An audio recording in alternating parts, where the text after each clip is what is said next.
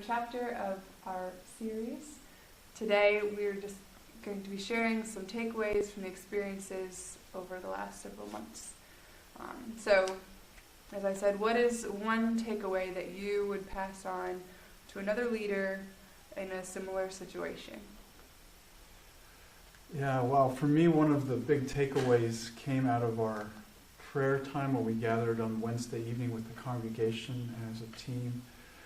And we structured that service very carefully and very intentionally, but coming out of that service, I felt like the one thing that we missed or didn't touch on sufficiently enough was the fact that there were victims, and there is no such thing as a victimless crime. And naturally, because of our relationships and because who we are as a congregation, we were drawn very closely to the pastor-student ministries, and we wanted to be very intentional to make sure that even though there was a crime committed, there would still be adequate care.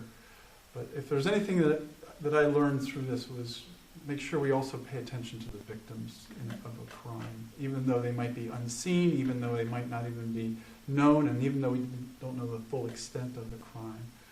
There's always victims, and I think as followers of Jesus, we have an obligation to be concerned about not only about the person who is closest to us, who may have committed the crime, but also to the victims of that crime as well.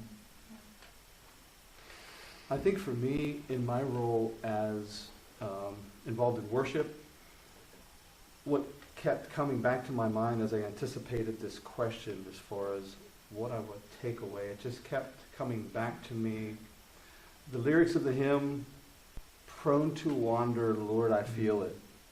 How prone I am to leave the God I love, and how quickly this type of situation could happen to me if I'm not on my guard.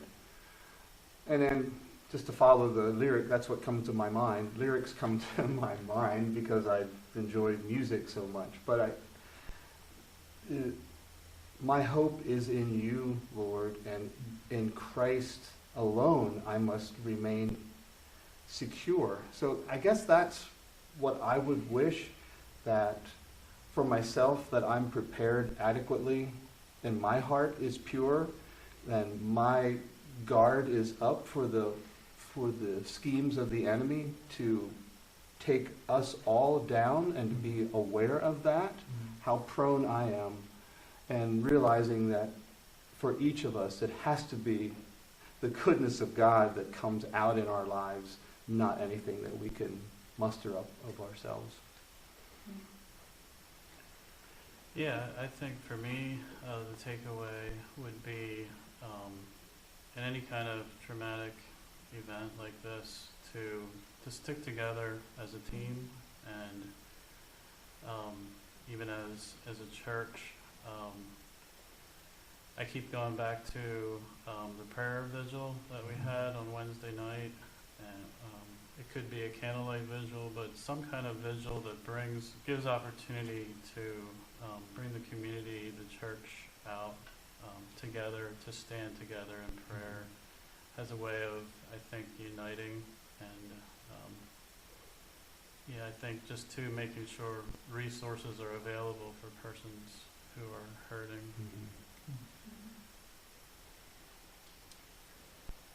Yeah, I kind of would echo that, is to not go it alone. To even if you think you have it figured out, to invite other people in to take a look at things, to get the second, third, fourth, fifth look in something like this is very important, I believe. And to rely on a team to do that, and to not be afraid to ask questions, and to really dig into who you are, who we are, and that the church will go forward.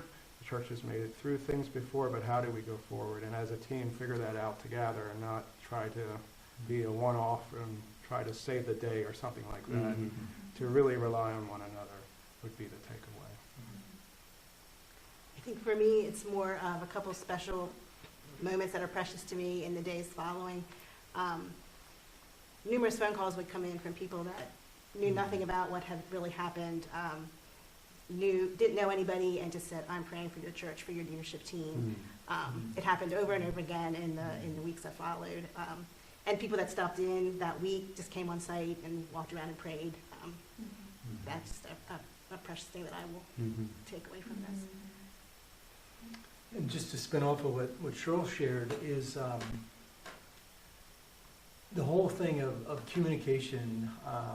Maybe I felt the weight more just because of my role, but just the burden of communicating adequately and again and again and again communicating. And just I still remember back, the night this all went down is the phone call I had with the special agent after the arrest happened. And my question is, what do we need to do? What must we be prepared for? And how much time do we have before this is going to become public and before it hits the press? But my takeaway is you can never be prepared, but I think you all said it well, surround yourself with good, godly counsel and prayer warriors, and to be prayed up and to have the community in prayer, because it is a spiritual battle. It really is.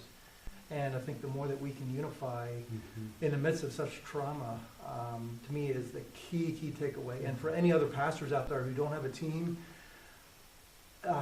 go handpick some key leaders in your community, other pastors or somebody to surround yourself, because you cannot go this alone. It will consume you. It will eat you alive.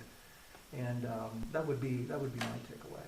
Yeah, I feel like I'm echoing all of you and saying, just how much community and conversations with other people helped in the processing, whether that be among leadership as we just had more information to wade through, or just with people in my Sunday school class and friends and family that were, it was very therapeutic to just kind of process all that was happening so quickly and have them, praying and just encouraging you. And that was so necessary. And the enemy wants to isolate us and make us feel like no one else is experiencing this the way you are. And in certain ways that's true. They may not be experiencing it the same way, but they are experiencing it, which is obviously evident through each of your stories and how you've reflected on these past few months. But thank you all for sharing, and thank you for watching our video, and we'll see you next time.